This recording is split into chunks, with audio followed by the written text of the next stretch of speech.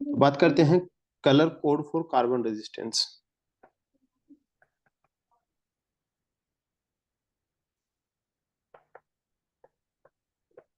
Colour code for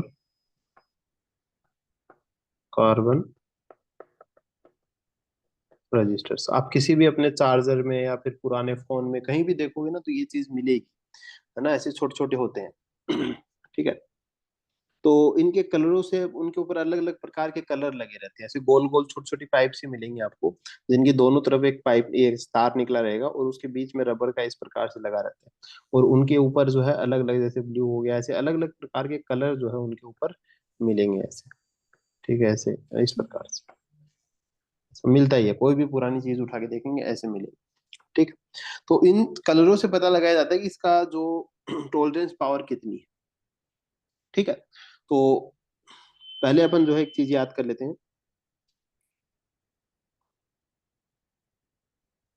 ये एक प्रकार के रेजिस्टेंस होते हैं जो कि पर्टिकुलर किसी भी इलेक्ट्रिक सर्किट में जो है इनका प्रयोग किया जाता है। ठीक है। अब देखो, मान लीजिएगा मैं एक कंडीशन आपको दे देता हूँ, इनको कैसे याद करना है इसके लिए एक टेबल है, वो याद करनी रहेगी। याद कैसे करनी है वो भी मैं आपको बताऊंगा, और उसको रट ही लेना एकदम से, है ना, क्योंकि हम्म। एक नंबर बोर्ड में आएगा, ये याद कर लोगे तो आपके 55 नंबर का पेपर हो जाएगा, मतलब 56वां नंबर तो आपको आ ही जाएगा। ठीक है। हम्म। तो ये ऐसे, फिर ये ऐसे,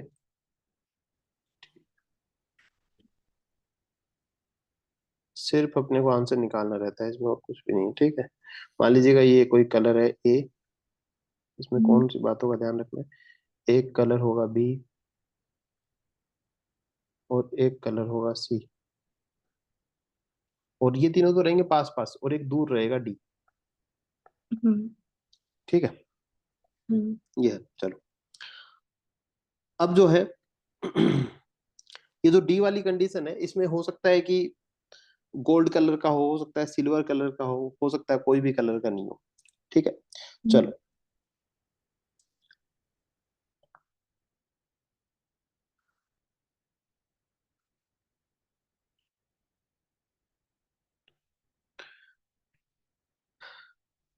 तो इसके लिए एक लाइन याद रखनी है अपने को, पहले मैं कलर लिखवा देता हूँ आपको। सबसे पहले ये एबीसी कौन कौन से हो सकते हैं, है ना, अभी बात करेंगे किस चीज को, कौन सी चीज किस चीज को डिनोट करती है। तो जो ए होता है वो, पहले एक बार कलर लिख लेते हैं पूरे, black, brown,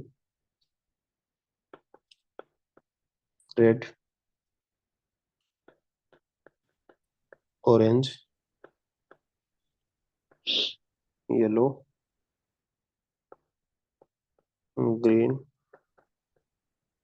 blue, violet, grey and white, grey and white. ठीक है। चलो। अब देखो,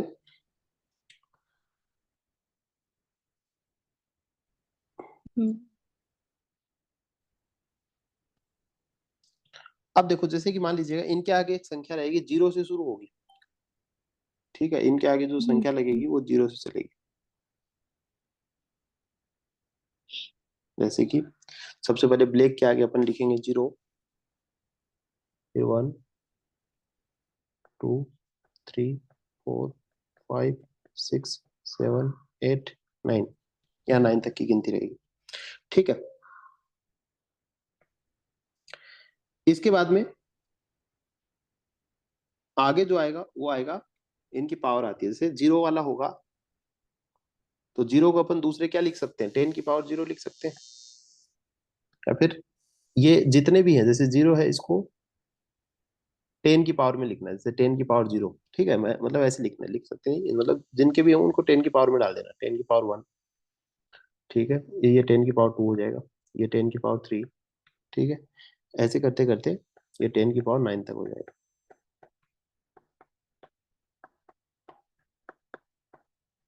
ये हो जाएगा 10 की पावर 9। तीन चीजें अपन ने देखी। अब जो है ये पहले क्या हो गया, एक कलर हो गया। ठीक है। ये हो गया कलर यहाँ पे, एक बार लिख देते हैं कलर। ठीक है, अच्छा इनको सीक्वेंस में याद करना है। ठीक है, दूसरा आता है अपना, इनके फिगर आते हैं, ये कितने नंबर है ध्यान रखना आप लोग। कैसे आंसर निकालेंगे फिर देखना, वो जो क्वेश्चन है उसको भी निकालेंगे अपन। ठीक है, वो आप निकालना, मैं बताऊंगा। यहाँ पे एक बताया, तो इसको बोलते हैं मल्टीप्लायर, इसको बोलते हैं मल्टीप्लायर। अब ये आपको लाइन से याद होना चाहिए, black brown red orange yellow green blue violet grey and white, ये आपको लाइन से याद होना चाहिए। ठीक है, इसको याद करने के लिए एक ट्रिक अपन याद करते हैं, बीबी रॉय। ठीक है, फिर आता है ग्रेट ब्रिटेन वेरी गुड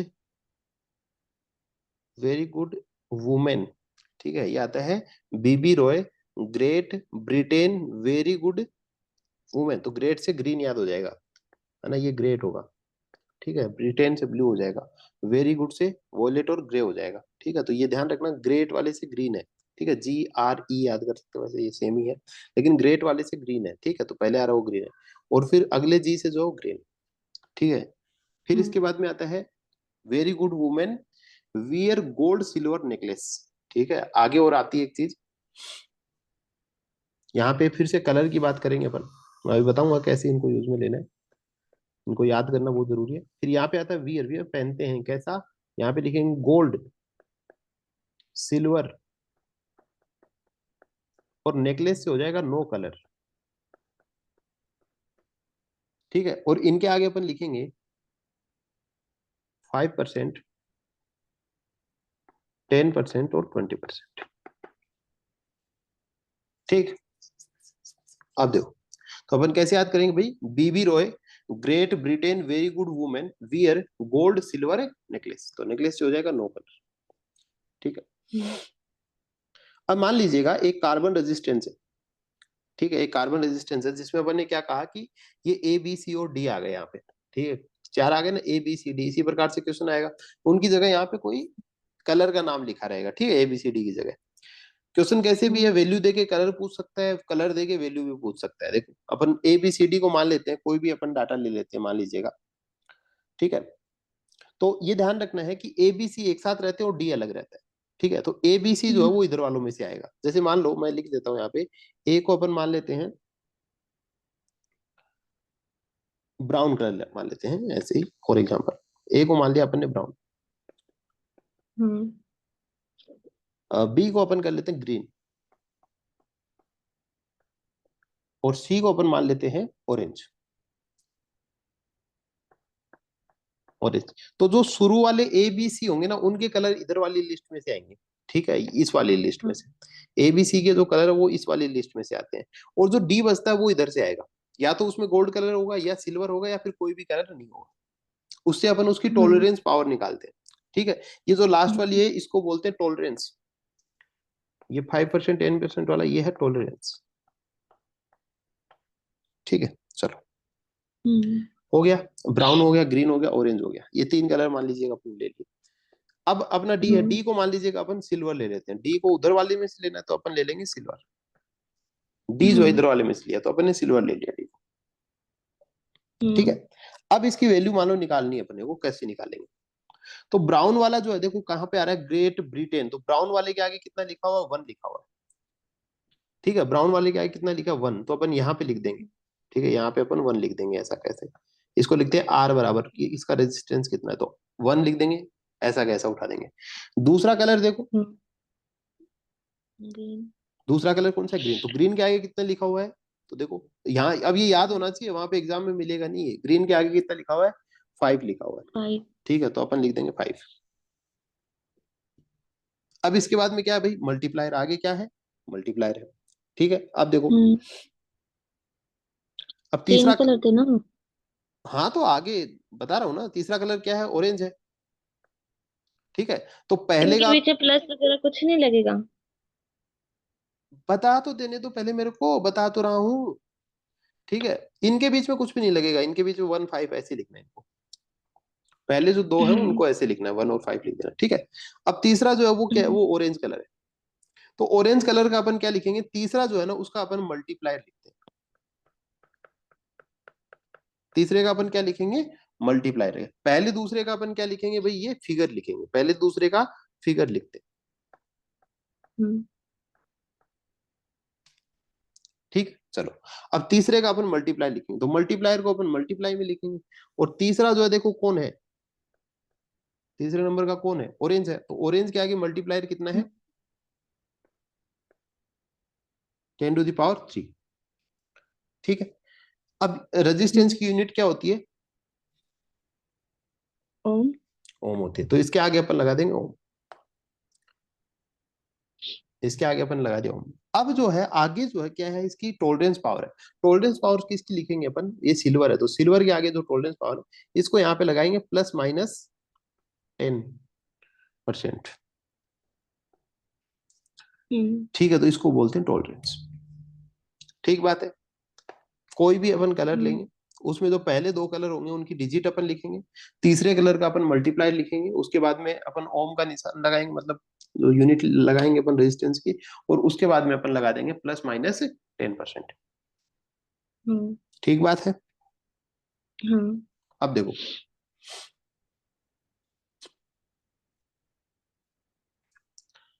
तो अब इतना ही है, देखो क्वेश्चन देखते हैं, अभी क्वेश्चन में क्या पूछा गया है वो देख लेते हैं। क्वेश्चन था ना अपना, कहाँ चला गया, क्वेश्चन देखते हैं उसमें, ये देखो ये वाला क्वेश्चन है, तो क्वेश्चन में देखो क्या पूछ रहा है, अब बताओ इसमें, अब क्वेश्चन पढ़ो। Tolerance for color-coded register in the following figure will be violet के लिए 7,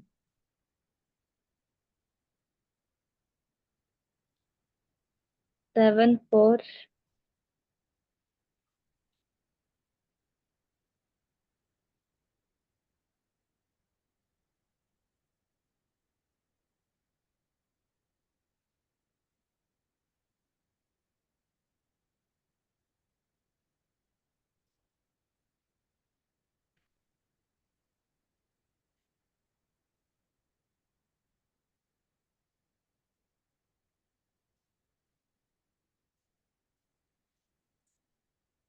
सॉल्व करना है इसको।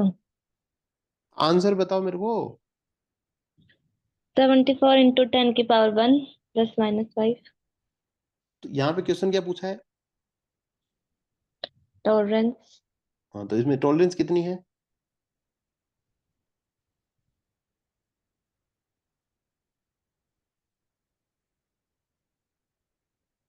आंसर कौन सा टिक करोगे इसमें, 5। तो 5 टिक करोगे, तो इसमें ये ना, ये ऐसे ही दे रखा है, इसका आंसर क्या हो जाएगा, 5 हो जाएगा। सिर्फ गोल्ड देखना और गोल्ड की टॉलरेंस बतानी है, ये फालतू लिख रखा है, जरूरी नहीं है कि इसका वो निकालो आप 75, जब है ही नहीं नीचे, अपने को पता है कि सिर्फ परसेंटेज वाली बात बतानी है, तो बस आपको ये बता देना कि टॉलरेंस गोल्ड के लिए कितनी होती है, सिल्वर के लिए कितनी होती है, नो कलर के लिए कितनी होती है। यहाँ पे गोल्ड दे रखा है 5% कर दो, सिल्वर दे रखा है 10% कर दो, और नो कलर है तो वो 20 हो जाएगा, बस यही है। तो ये भी हम्म। बुद्धि अपने को वहां पे काम में लगानी है, यहाँ पे दे रखा, जरूरी नहीं है कि तो दे रखा है वो सब कुछ ही काम में आए। ऐसे बहुत सारे क्वेश्चन भी आएंगे जिनमें डिजिट होंगी, जरूरी नहीं है कि जो क्वेश्चन में डिजिट दे दी वो सारी की सारी यूज में लेनी है, कोई जरूरी नहीं होता। समझ रहे हम्म। हो, हाँ। ये करना आ गया, क्या समझ में आ गया क्वेश्चन, हाँ। और आया हुआ है क्या पीछे देखें। दो पेपर थे ना, दूसरे था।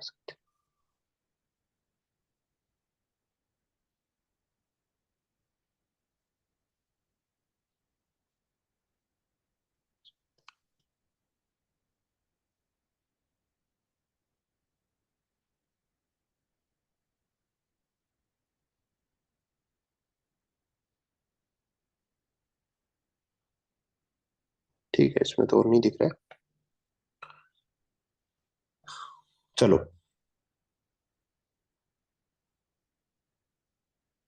ठीक है, तो ये ऐसे हो जाएगा, तो पहले दो इस प्रकार से करना है, ये ऐसे, तो कोई भी क्वेश्चन पूछ सकता है।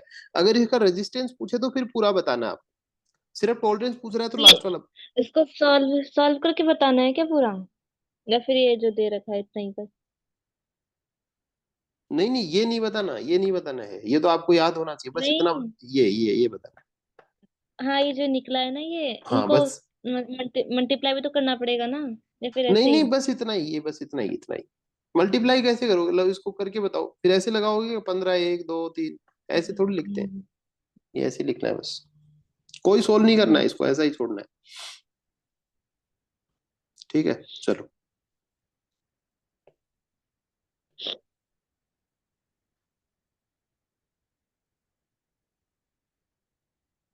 चलो अब अगला अपन कॉम्बिनेशन ऑफ सेल्स की बात करते हैं।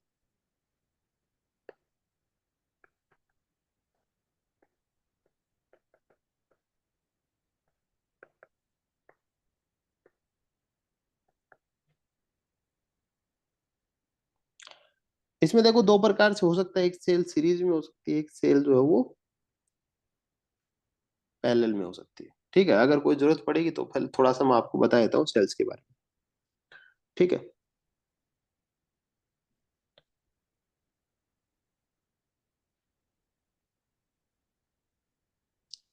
तो एक फॉर्मूला होता है आई बराबर ई अपॉन आर, पता है ना ये तो?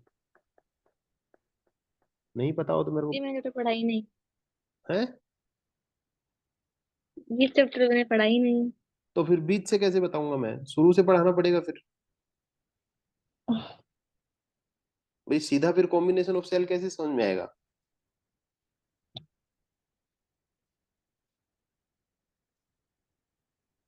सीधा कॉम्बिनेशन ऑफ सेल समझ में कैसे आएगा? कैसे करना है?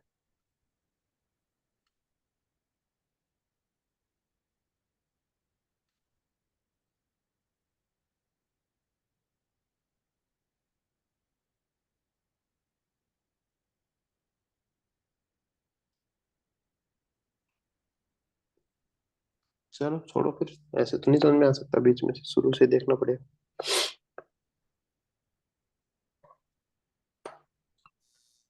देखो, तो शब्द आता है इलेक्ट्रिक करंट अपने आता है,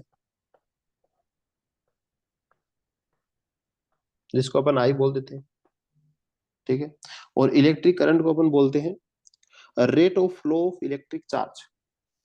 इलेक्ट्रिक करंट की एक परिभाषा नॉर्मल से अगर बात करें, तो इलेक्ट्रिक करंट होता है rate of flow of electric charge.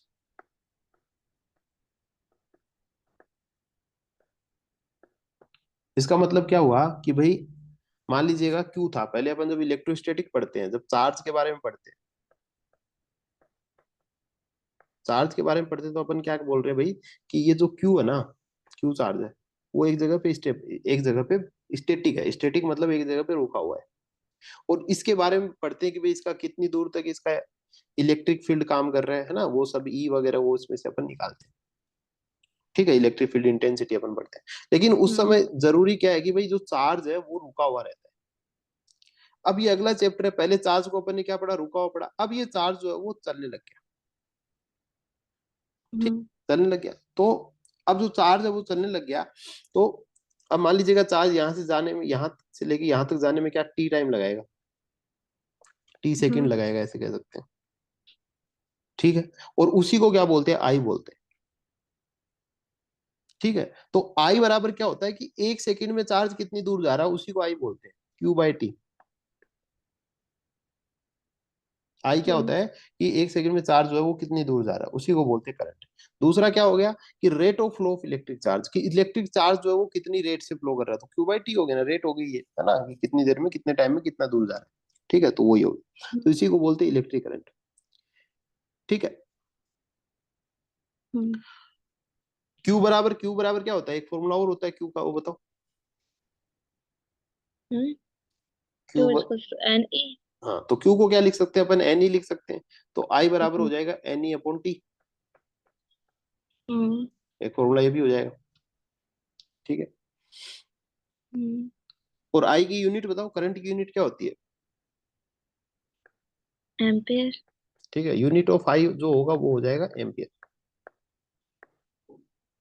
ठीक है, हम्म, और एक एम्पियर जो है वो, अगर बात करें, एक एम्पियर जो है वो कितने बराबर होगा, अपन ने कहा क्यू बाई टी। तो अपन कहेंगे अगर मैं 1 कूलाम करंट ले लूं, और एक सेकेंड के लिए अगर इसको मैं फ्लो कराऊं, हम्म, ठीक है, तो वही क्या हो जाएगा, 1 एम्पियर हो जाएगा। अगर मैं एम्पियर पूछूं तो क्या होता है भाई, है ना, तो भाई एम्पियर क्या हो जाएगा भाई, अगर एक कुलाम जो चार्ज है ना, 1 कूलम चार्ज हम्म। है, वो एक वायर में से 1 सेकंड के लिए अपन फ्लो करें, उसी को बोलते हैं 1 एम्पियर। ठीक है, और इसकी हम्म। यूनिट क्या हो जाएगी एम्पियर की, सॉरी, डायमेंशन से एम्पियर की क्या हो जाएंगी, कूलाम पर सेकंड। A1।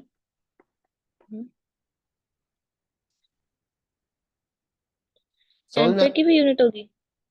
अरे डायमेंशन बोल रहा हूँ, यूनिट गलती से निकल गया, डायमेंशन बोल रहा है, डायमेंशन, डायमेंशन कह सकते हो, बाकी ये आई की लगा लो भले, चाहिए आप आई यूनिट भी बोल सकते हो, जनरली एम्पियर, और एम्पियर होता क्या है वो पूछते हैं तो कूलाम पर सेकंड होता है। ठीक है, हम्म।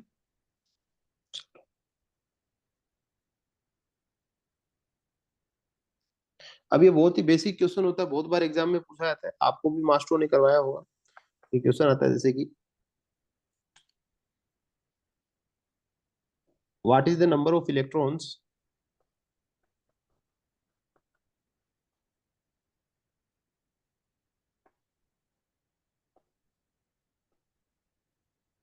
What is the number of electrons that constitute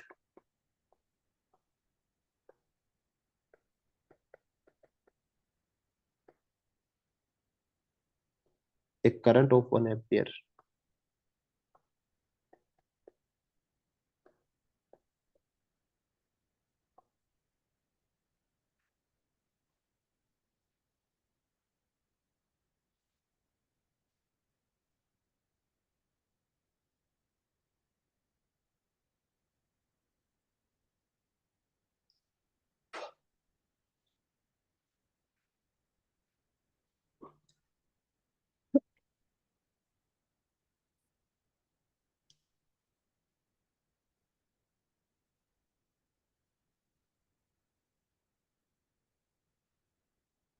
बताओ,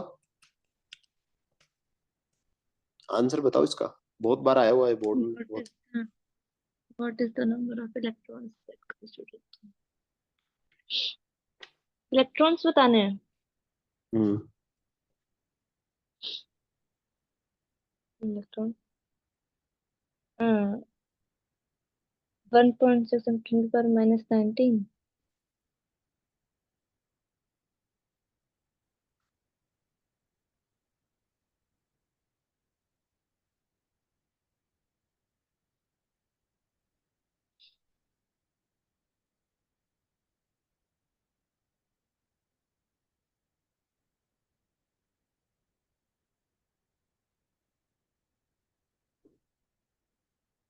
1.6 इंटू 10⁻19 आएगा। ये नहीं आएगा, ये थोड़ी आएगा, एन निकालना है, एन। तो इसमें आई की वैल्यू भी तो पता होनी चाहिए ना। तो होगी पता, कुछ देखो।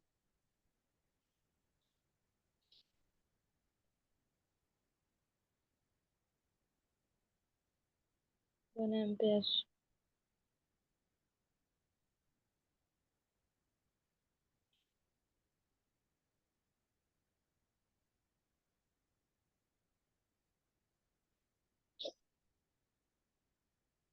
इसमें टाइम कितना है, 1 सेकंड ही है।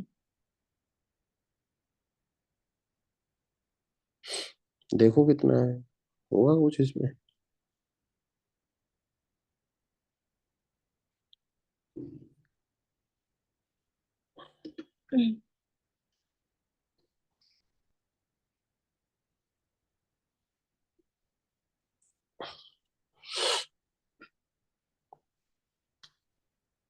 अंदाजा लगाओ।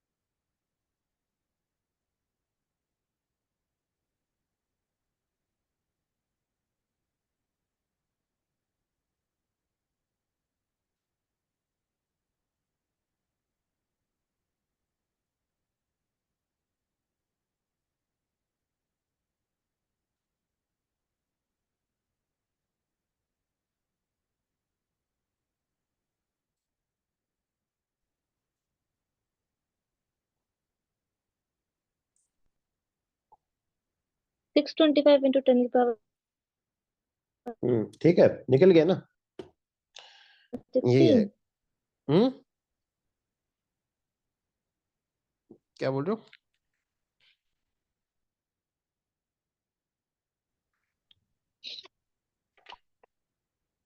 कितना आया मेरे को बताओ फिर से।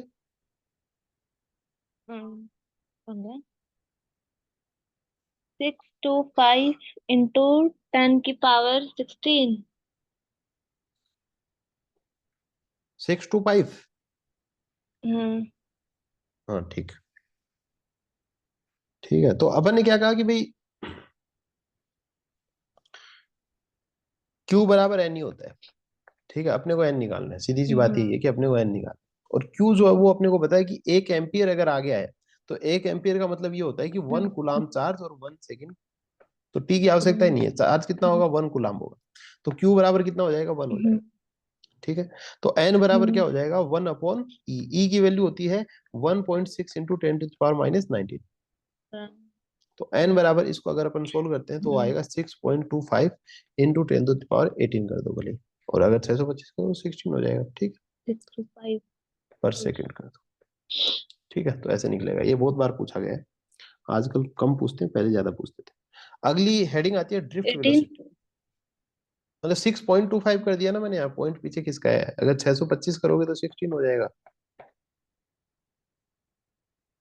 हम्म।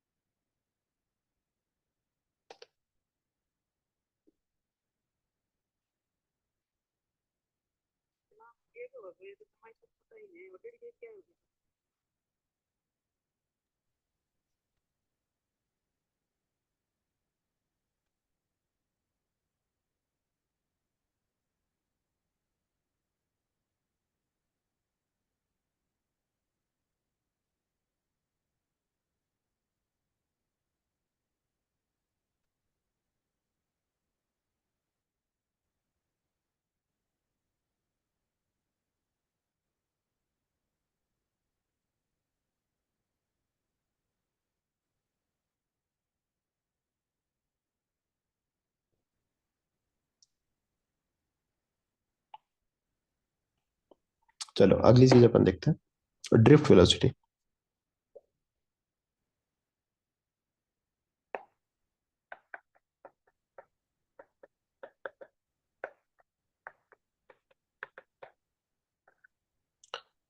ड्रिफ्ट वेलोसिटी, अब देखो ड्रिफ्ट वेलोसिटी का मतलब क्या होता है कि कोई भी करंट जो है, मान लीजिएगा इसके अंदर जो चार्ज जो है, एक वायर है मान लीजिएगा ये ऐसे, इस वायर के अंदर मान लीजिएगा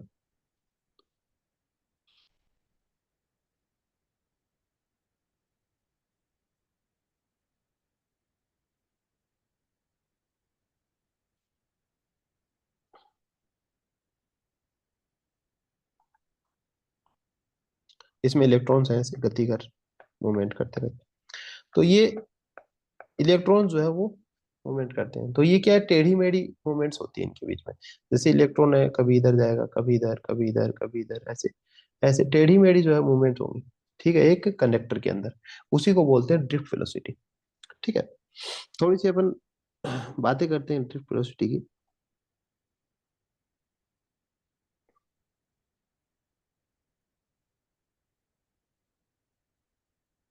ठीक है, जैसे मान लीजिएगा कोई कंडक्टर है, लिख लेते हैं थोड़ा सा। ठीक है, ड्रिफ्ट वेलोसिटी का मतलब क्या है, इन ए कंडक्टर किसी एक कंडक्टर में, एक वायर में, atoms are close to each other. ठीक है, एक कोई वायर है, उसमें एटम जो है एक दूसरे के बहुत नजदीक नजदीक है, पास पास में है, ऐसे एकदम। इलेक्ट्रॉन लगा लो, एटम लगा लो, जो भी है, पास पास में एकदम। ठीक है, पास पास में है तो उससे क्या होगा भाई?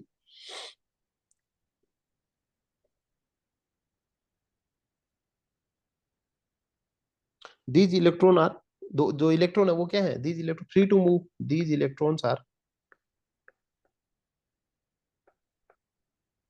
Free to move. ये फ्री है, घूम सकते हैं इधर उधर, फ्री टू मूव।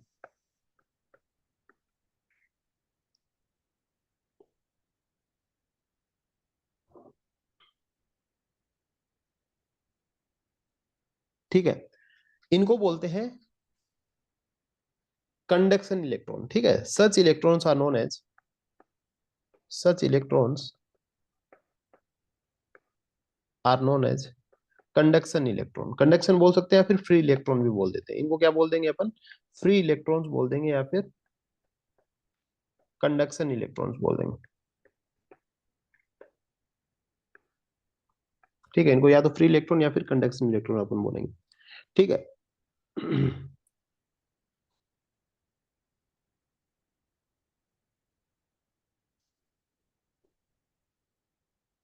ये इधर उधर रेंडमली घूमते रहते हैं, मैंने कहा ना भाई, ये इधर उधर ऐसे मूवमेंट करते हैं। इनका कारण क्या होता है? The random movement of electron. Random movement का मतलब हो गया टेढ़े मेढ़े अंदर घूमते रहेंगे, एक कंडक्टर के अंदर, एक वायर के अंदर टेढ़े मेढ़े घूमते रहेंगे। तो जो रैंडम मूवमेंट होता है, रैंडम मूवमेंट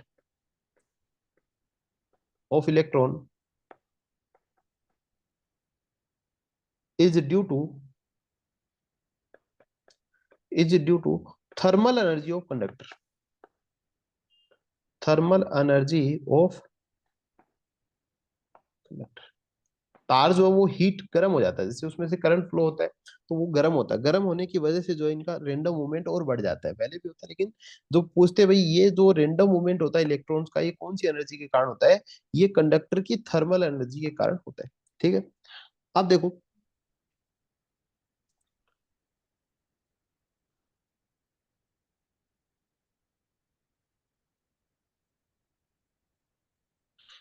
तो उस समय जो थर्मल एनर्जी की वजह से जो इलेक्ट्रॉन क्या करते हैं, इधर उधर घूमते हैं, है ना।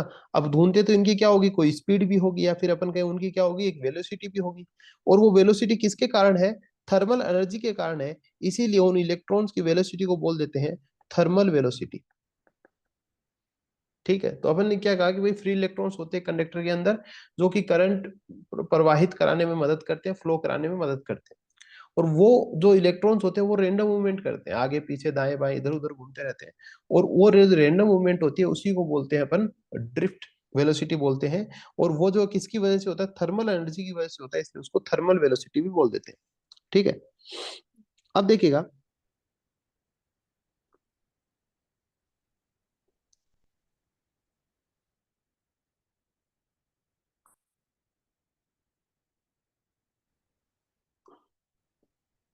एक अपन ने पिछले चैप्टर में एक पोटेंशियल डिफरेंस का एक क्वेश्चन अपन ने एक फॉर्मूला अपन पढ़ते हैं, है ना, वो यहाँ पे याद करना, वहां पे भी था।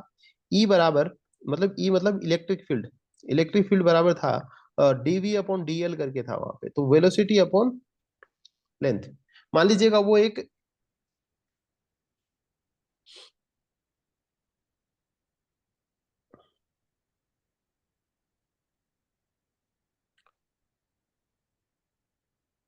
सॉरी ये इलेक्ट्रिक फील्ड है, एक सेकंड, ठीक है, डीवी अपॉन डीएल मतलब पोटेंशियल है ना, एक सेकंड सॉरी। तो डीवी अपॉन डीएल अपन ने पढ़ा था ना, डेल्टा वी अपॉन डेल्टा है ना, पिछले चैप्टर में आता है। तो ई बराबर होगा वोल्टेज होगा ये, है ना, वी अपॉन लेंथ, लेंथ क्या होगी? वोल्टेज भी नहीं है, पोटेंशियल डिफरेंस बोलेंगे अपन इसको, पोटेंशियल डिफरेंस। ठीक है, तो ये पोटेंशियल डिफरेंस अपॉन एल होता है, ई का फॉर्मूला होता है। अभी इसमें से एक फॉर्मूला अपन निकालेंगे। ठीक है, तो ये क्या हो गया, ई बराबर वी अपॉन एल होता है। ठीक है।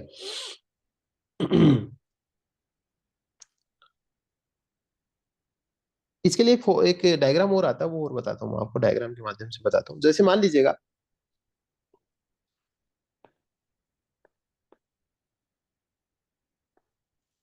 ये एक बैटरी है और इससे जो है कंडक्टर जुड़ा हुआ है, इधर जो प्लस टर्मिनल है और यहाँ पे जो है वो एक तार को, इसी को थोड़ा सा मोटा करके है कि इस तार के अंदर चल क्या रहा है वो अपन देखना चाह रहे हैं।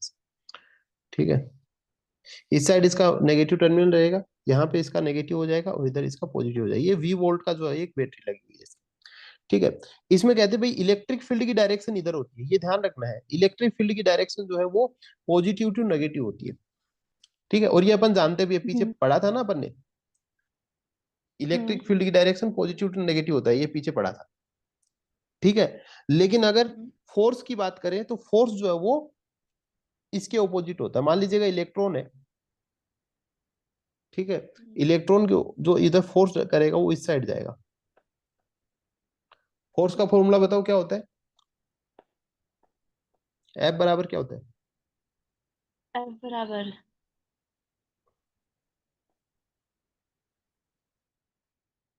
क्यू इंटू ई, पढ़ा हुआ है ना?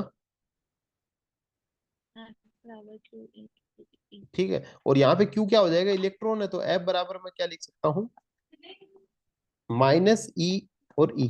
ठीक है, और यहाँ पे माइनस इसलिए लगा है क्योंकि ये ऑपोजिट डायरेक्शन में जा रहा है। ठीक है, तो यहाँ का जो इलेक्ट्रिक फील्ड होगा, जो ये ई दे रखा है, वो क्या होगा, वो वी अपॉन एल होगा। ये माइनस E क्यों हो गया? ये इसलिए गया क्योंकि ये ऑपोजिट डायरेक्शन में है, ये जो इलेक्ट्रिक फील्ड है ना वो इधर है, लेकिन जो इलेक्ट्रिक, नहीं, ये क्यों था ना। अच्छा, इलेक्ट्रॉन चार्ज। हाँ ये ई है ना, तो चार्ज है, चार्ज क्या है यहाँ पे, इलेक्ट्रॉन है चार्ज का, तो इसलिए माइनस ई बोल दिया मैंने। ठीक है, चलो अब अगर मैं एक बात कहूं कि भाई यहाँ पे अब मैंने क्या निकाल दिया, यहाँ पे मैंने दो निकाला है, एक तो होता है ई बराबर वी अपॉन एल। ठीक है, और दूसरा मैंने कहा भाई एफ बराबर क्या होता है, माइनस ई, और एक एफ का फॉर्मूला और होता है, और वो के क्या होता क्यू है? K Q one Q two अपन आर स्क्वायर। ठीक है, एफ बराबर होता है एम ए। हैं? अच्छा, ये वाला। ठीक है, तो मैं ये भी लिख सकता हूँ, और यहां से मैं अगर ए निकालूं तो ए जो है एक्सीलरेशन होगा इलेक्ट्रॉन का, वो क्या हो जाएगा, माइनस ई ई अपॉन एम। एक मेरे पास में ये फॉर्मूला निकल के आता है। ठीक, हाँ। देखो अब यहाँ एक बहुत इंपॉर्टेंट बात आती है कि मान लीजिएगा कि ये इलेक्ट्रॉन जो है वो टेढ़े मेढ़े जा रहे हैं। ठीक है, मैंने कहा भाई ये इलेक्ट्रॉन है कोई एक, वो इलेक्ट्रॉन जो है वो इधर जा रहा है, फिर वापस इधर आया, ठीक है, इधर गया, फिर इधर आया, फिर वापस इधर चला गया, ठीक है, फिर वापस इधर गया, फिर नीचे आ गया। ठीक है, तो ये क्या हो रहा है कि भाई यहाँ और भी तो इलेक्ट्रॉन है, अकेला थोड़ी है। मान लीजिएगा यहाँ इलेक्ट्रॉन है, इसको पुश करेगा इधर भेज देगा, फिर यहाँ इलेक्ट्रॉन है वो इसको पुश करेगा इधर भेजेगा, यहाँ इलेक्ट्रॉन है वो इसको पुश करेगा इधर, मतलब ये पूरे में ऐसे टेढ़ा मेढ़ा घूमता रहता है एक वायर के अंदर। तो कहा कि ऐसा तो नहीं है कि ये टकरा के जस्ट आएगा, यहाँ पे टकराने के बाद में भले ही बहुत थोड़े टाइम के लिए, लेकिन यहाँ पे रुकेगा एक बार, और रुकने के बाद में वापिस यहाँ से चलेगा। तो इसका मतलब क्या हुआ कि वो जब इधर उधर टेढ़ा मेढ़ा मुड़ता है तो यहाँ पे एक थोड़े समय के लिए रुकता है, और वो क्या करता है, अपने आप को रिलैक्स करता है ना, थकान मिटा लेता है अपनी। तो इसी को बोलते हैं रिलैक्सेशन टाइम, इसी को क्या बोलते हैं, रिलैक्सेशन टाइम बोलते हैं। ठीक है, इसी को बोलते हैं रिलैक्सेशन टाइम। देखिएगा रिलैक्सेशन टाइम क्या होता है, वो इंपॉर्टेंट है थोड़ा सा।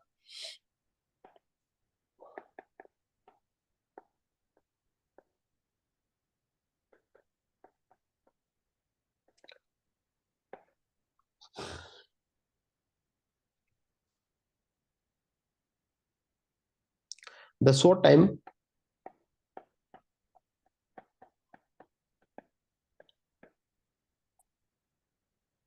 For which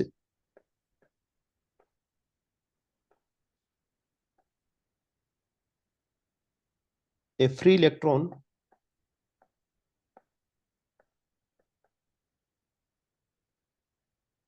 accelerates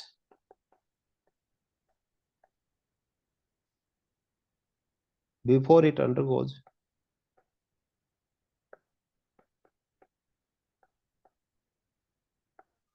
before it undergoes a collision with the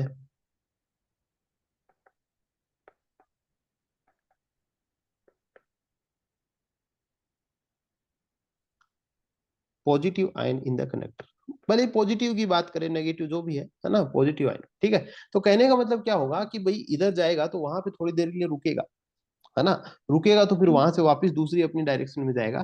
तो उसी टाइम को अपन क्या बोलते हैं, रिलैक्सेशन टाइम बोलते हैं। और इस टाइम को जो वो डिनोट करते हैं टो से, टो बोलते हैं इसको, ठीक है, टो से जो है इसको डिनोट करते हैं रिलैक्सेशन टाइम, ठीक है। चलिएगा,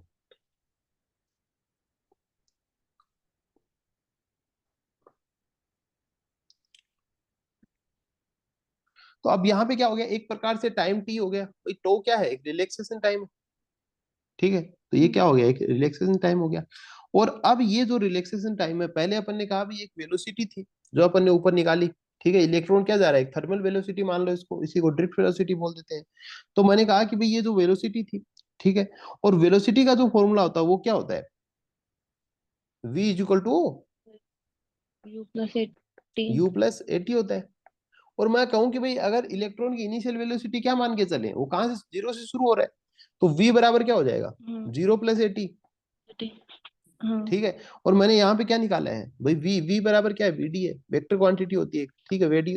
ये 0 हो गया, a मैंने अभी अभी निकाला है ना, a देखो हाँ। ऊपर अपन निकाला था, माइनस ई अपॉन एम होता है, माइनस ई अपॉन एम होता है a। और इंटू टो क्या हो जाएगा, टो हो जाएगा, मतलब टाइम, डिरेक्शन टाइम क्या हो जाएगा, टो हो जाएगा, हाँ। ठीक है। तो जो ड्रिफ्ट वेलोसिटी है वो क्या हो जाएगी, E upon M into hmm. Tau, ठीक है। तो एक फॉर्मूला होता है ड्रिफ्ट वेलोसिटी का, ठीक है। इसके अलावा एक फॉर्मूला और आता है, वो यहाँ पे अगर नहीं लिखा हो, चलो मैं बता देता हूँ, ठीक है। तो ये तो क्या हो गया, एक प्रकार से अगर आपको पूछे रिलेशन किसका पूछ लिया यहाँ पे, अगर अपन बात करें अगर इसका माइनस हटाना हो तो ये किसका मान, इसमें किसका, हटा हुआ है, माइनस है ही नहीं। पहले तो ये वाला फॉर्म रख रखा है, उसके नीचे एक और नंबर लिख रखा है, इस ये उसमें माइनस माइनस नहीं वेक्टर लगा हुआ है क्या उस पे, है। नहीं। तो वेक्टर नहीं लगा हुआ है, ये डायरेक्शन बताता है माइनस। इसको क्या बोलते हैं, मैग्नीट्यूड बोलते हैं इसको। ये दो क्या, डंडे लगे हुए हैं साइड में।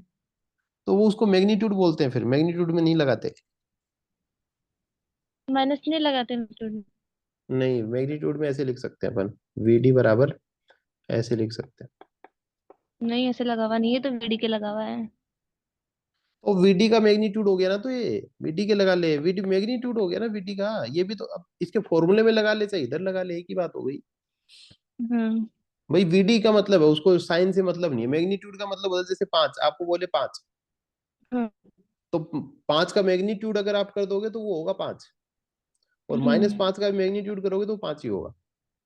तो हम्म। मैग्नीट्यूड में क्या होता है, साइन मैटर नहीं करता, साइन नेगेटिव है पॉजिटिव जो भी है, साइन मैटर नहीं करेगा। तो उसको पांच को आप ऐसे लिख दो, ऐसे लिखोगे तो ये पांच हो जाएगा, तो मैग्नीट्यूड ऑफ 5 मतलब 5 हो जाएगा, इसमें साइन नहीं लगाएंगे, उसी को मैग्नी, तो मैग्नीट्यूड लोगे तो फिर साइन नहीं आता। लेकिन ये साइन का मतलब ये हो गया कि जो फोर्स है ना वो अपोजिट डायरेक्शन में है, इलेक्ट्रिक फील्ड के। तो इलेक्ट्रिक फील्ड और वीडी में अगर रिलेशन पूछे तो ये वाला अपन बोल देंगे, ठीक है। अपन ने देखा कैसे निकाला। एक और रिलेशन आता है, relation between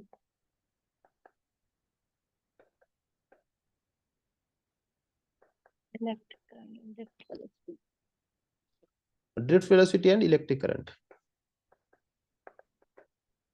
drift velocity and electric current, ठीक है। ड्रिफ्ट वेलोसिटी और इलेक्ट्रिक करंट में भी एक रिलेशन आता है, देखो। हम्म।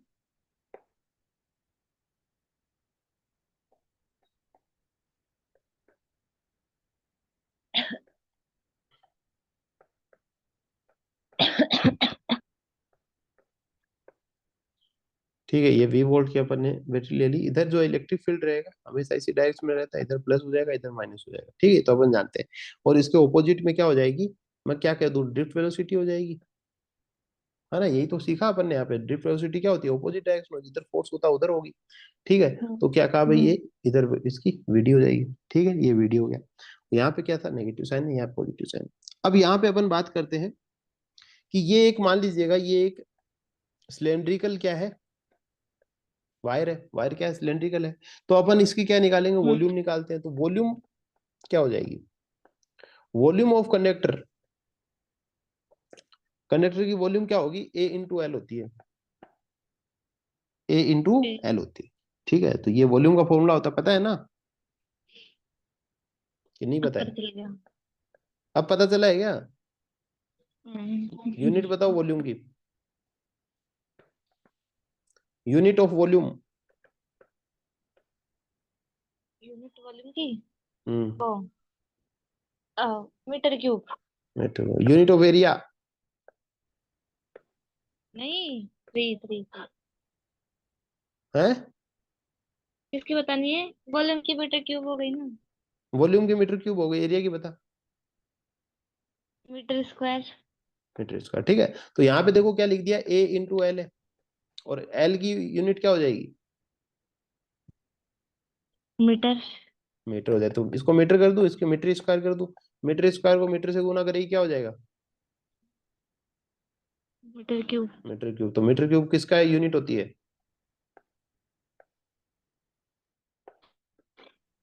वॉल्यूम की। तो वॉल्यूम हो गया ना, वॉल्यूम क्या होता है, ए इंटू एल होता है। ठीक है, तो मान लीजिएगा ये एक वायर है जिसका एल लेंथ है और इसका एरिया है, ठीक है। तो इस एरिया की जो वॉल्यूम होगी वो हो जाएगी ए इंटू एल। ठीक है। हम्म। हम्म। अब मैं अगर बात करूं कि भाई अगर ये क्यू बराबर क्या होता है, एन ही होता है, क्यू बराबर क्या होता है, एन ही होता है। लेकिन अगर उसकी पूरी वॉल्यूम पे बात करूं तो क्यू बराबर क्या हो जाएगा, इसकी वॉल्यूम को इसको मल्टीप्लाई कर देंगे, है ना। पूरे अगर वॉल्यूम की बात करेंगे अपन, तो इसको इसके इससे मल्टीप्लाई करेंगे, किससे, वॉल्यूम से। तो इसका अपना फॉर्मूला निकल के आता है क्यू बराबर N E into A L. ठीक है।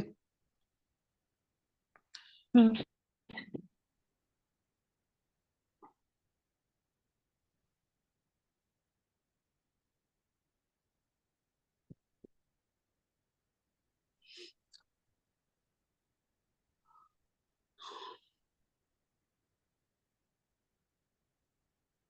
एक फॉर्मूला आता है वेलोसिटी का, क्या आएगा भाई, वेलोसिटी का एक और फॉर्मूला होता है क्या, डिस्टेंस अपॉन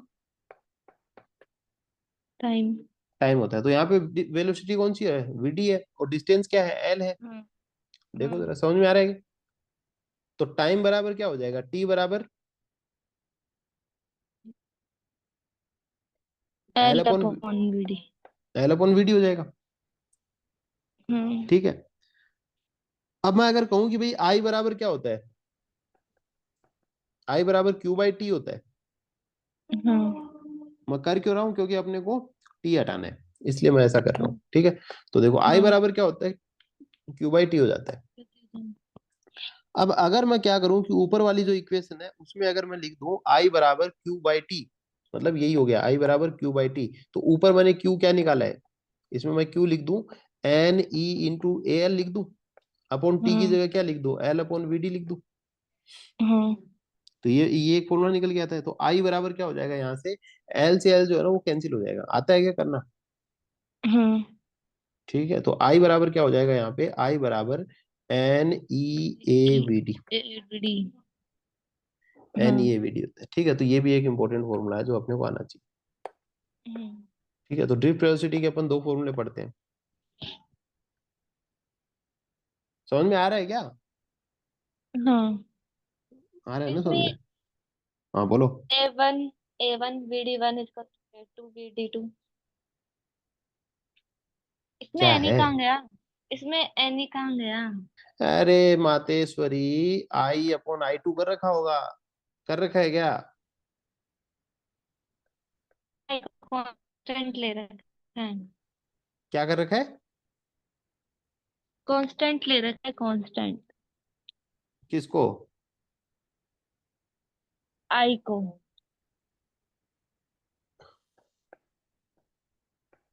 अगर अपन इसको ऐसे करें, आई को कांस्टेंट तो कैसे ले लिया, आई को कांस्टेंट कैसे ले रखा है, फिर क्या किया, आई को कांस्टेंट लिया फिर क्या किया?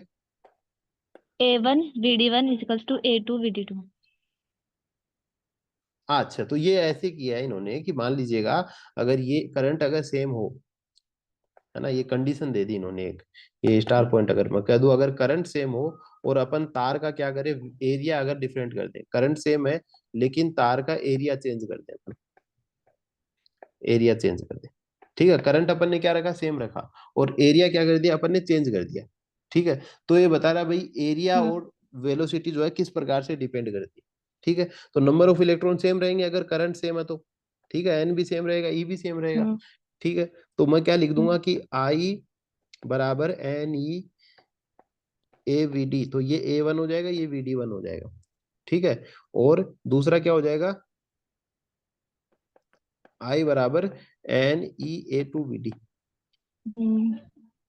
ठीक है, ये वी डी, तो ये क्या हो जाएगा, अगर मैं इसको क्रॉस मल्टीप्लीकेशन करूं तो A two V D to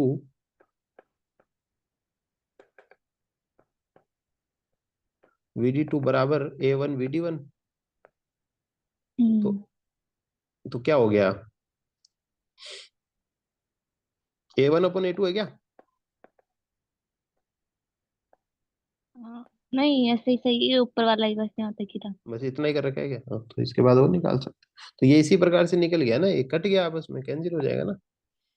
हम्म। तो ये तो इन्हीं से निकलने हुए क्वेश्चन है, इतना तो सोचना पड़ेगा अपने को आगे का। ठीक है, ये कंडीशन आ गई, कोई पूछ ले। ठीक है,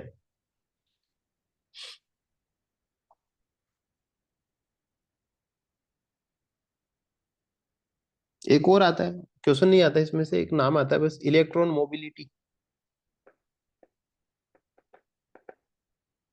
इलेक्ट्रॉन मोबिलिटी कोई क्वेश्चन नहीं आता इसमें से, फॉर्मूला होता है बस म्यू। इलेक्ट्रॉन मोबिलिटी को म्यू से जो है वो डिस्क्राइब करते हैं। म्यू होता है क्या है इसका मतलब,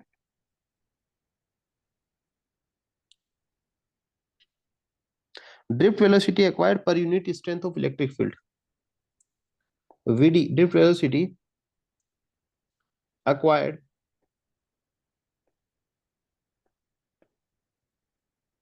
per unit strength of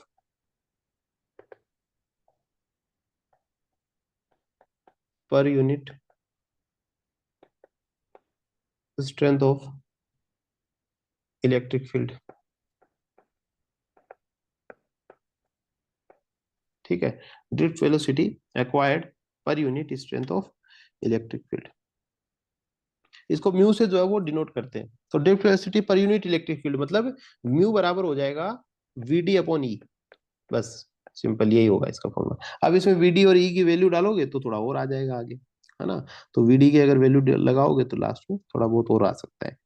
तो वीडी की अगर यहाँ पे वैल्यू अगर आप लगा दोगे, अगर आपको करवा रखा है तो यहाँ पे वीडी की वैल्यू डाल सकते हैं E upon M into tau, ये वाली इसकी जगह रख सकते हैं। तो ई से ई कैंसिल हो जाएगा, म्यू बराबर निकल के आ सकता है आपका ई टो अपॉन एम, अगर करवा रखा है तो। ठीक है, ये हो जाता है, इसको बोलते हैं इलेक्ट्रॉन मोबिलिटी। हाँ। एक इंपॉर्टेंट आता है थोड़ा सा, electric current and current density अपन कैसे,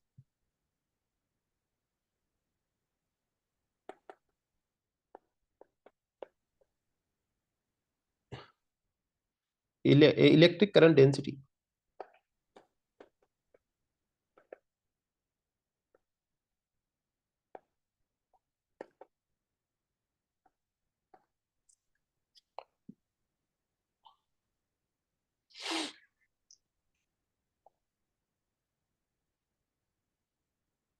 इलेक्ट्रिक करंट डेंसिटी,